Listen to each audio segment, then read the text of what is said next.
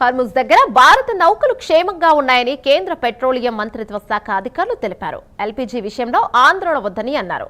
Domestic LPG ఉత్పత్తి 40% పెరిగిందన్నారు. తప్పుడు ప్రచారాన్ని నమ్మొద్దని కేంద్ర పెట్రోలియం మంత్రిత్వ శాఖ అధికారులు స్పష్టం చేశారు. ఎల్పీజీ సిలిండర్ల డెలివరీ మెరుగుపడిందన్నారు. యూఏఈ అధికారులతో మోదీ మాట్లాడారని, యూఏఈపై దాడిని ప్రధాని మోదీ ఖండించారని కేంద్ర పెట్రోలియం మంత్రిత్వ శాఖ అధికారులు చెప్పారు.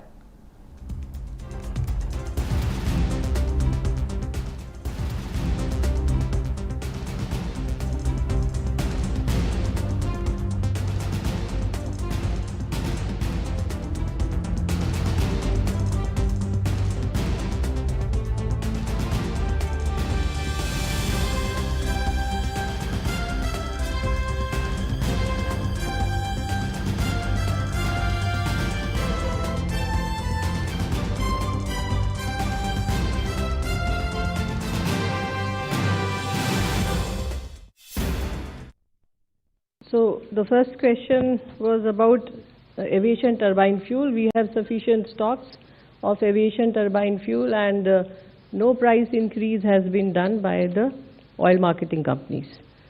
Regarding procurement by HPCL, this is a commercial data and it is sensitive also, so it will not be appropriate for me to comment on this here. Regarding exports to different companies, I will say कि देश हित सर्वोप्रिय है, सर्वोपरि है, and first the domestic demand has to be met, and after that if we have surplus the decision can be taken by the appropriate authorities.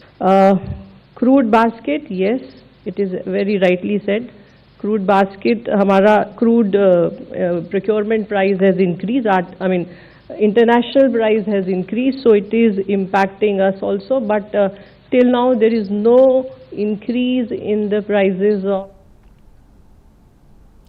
మరోవైపు దేశవ్యాప్తంగా gas కొరత కనిపిస్తోంది. దేశ రాజధాని ఢిల్లీతో పాటు ప్రధాన నగరాల్లో గ్యాస్ కష్టాలు కొనసాగుతున్నాయి.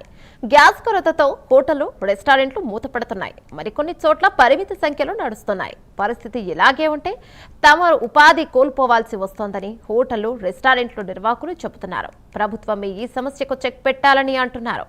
కృత్రిమంగా గ్యాస్ కొరత సృష్టిస్తే చర్యలు తప్పవని కేంద్ర, రాష్ట్ర ప్రభుత్వాలు స్పష్టం చేస్తున్నాయి. మరికొన్ని చోట్ల గ్యాస్ ఏజెన్సీలు, వాటి గోదాముల్లో అధికారులు తనిఖీలు కొనసాగుతున్నాయి.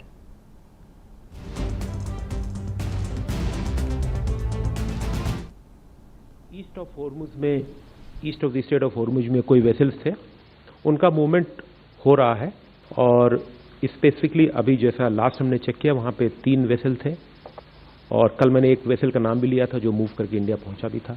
मैं आपको कल और इसके विषय में जो east of state of Hormuz है उनके विषय में विस्तृत जानकारी दे दूंगा. फिर कल मैंने इसके विषय में बताया था कि ये इंश्योरेंस का सब्जेक्ट है.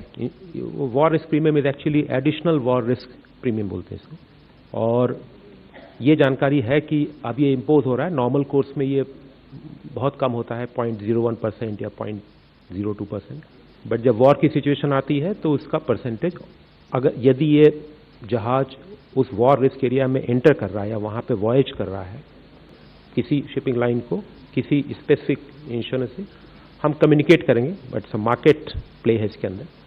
East of the state of Hormuz में कोई वेसल्स थे, उनका मूवमेंट हो रहा है, और स्पेसिफिकली अभी जैसा लास्ट हमने चेक किया वहाँ पे 3 वेसल थे, और कल मैंने एक वेसल का नाम भी लिया था जो मूव करके इंडिया पहुंचा भी था.